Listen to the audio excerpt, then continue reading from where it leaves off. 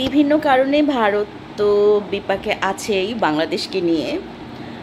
বর্তমানে যেই বিপাকটা সেটা হচ্ছে যে পূজা সামনে, এবং পূজায় তাদের পাতে আবার ইলিশ মাছ না পড়লে তাদের ভালো লাগে না। এবং ব্যাপারটা যেটা হচ্ছে সেটা হচ্ছে ভারতের 70% ইলিশের যোগানদাতা হচ্ছে বাংলাদেশ।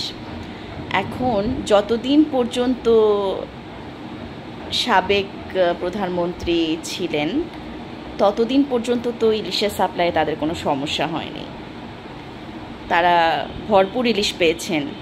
মানে সাবেক প্রধানমন্ত্রী নিজের দেশের লোক, ইলিশের চেহারাও যদি 20 বছরেও না দেখে থাকে, কলকাতার মানুষজন কিন্তু খুবই কম দামে খুব আয়েশ করেই ইলিশ মাছ কিন্তু খেতে পেরেছেন। তো এখন যখন অন্তর্বর্তীকালীন সরকার এসেছে এবং একটা এমন কথা শোনা যাচ্ছিল, এবং মাত্রই দেখলাম যে আসলে নিষেধই করে দেওয়া হয়েছে যে ভারতে কোনো ইলিশ মাছ আর পাঠানো হবে না। তো ফিশ ইম্পোর্ট অ্যাসোসিয়েশন ভারতের, তারা এর প্রেক্ষিতে চিঠি পাঠিয়েছে বাংলাদেশকে যে তাদের পূজার সামনে তারা ইলিশ মাছ খেতে চায়, বাংলাদেশ যেন ইলিশ মাছ পাঠানোর ব্যাপারটাকে কনসিডার করে।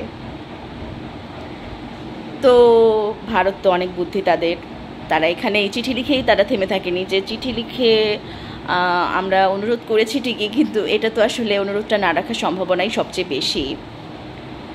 অন্য পন্থাতেও যেন কাজটা উদ্ধার হয় সেই ব্যাপারেও তারা বেশ সোচ্চার।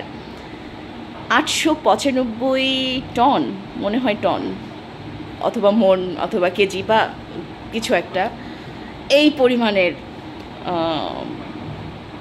ইলিশ মাছ জব্দ করা হয়েছে, এবং জব্দ করেছে Bangladesh border guard, Bangladesh BGB. হ্যাঁ, এখন কিন্তু খারাপই লাগছে, বেচারারা চিঠি দিলেন, বেচারারা অবৈধ পথে নেওয়ার চেষ্টা করলেন, কিন্তু ইলিশ আর তাদের ভাগ্যে জুটল না।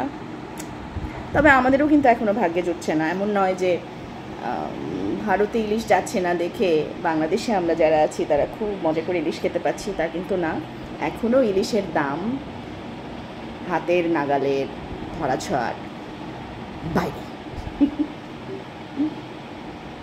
নিশ্চয়ই পরিবর্তন হবে, জানি আসবে আমাদের দিন।